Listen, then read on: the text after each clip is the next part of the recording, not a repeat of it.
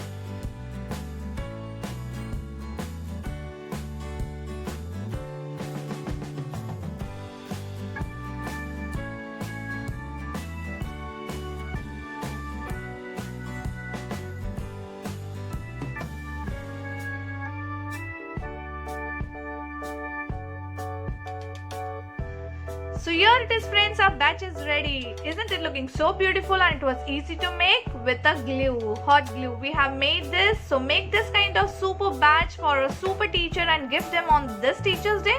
If you recreate anything by watching my video, any DIY if you recreate, please do send a picture of it on my Gmail ID. My Gmail ID is in my channel's about section. Please do like, share and subscribe my channel, and don't forget to press the bell. Till then, happy Arty and Crafty and happy Teacher's Day to all the teachers. Thank you.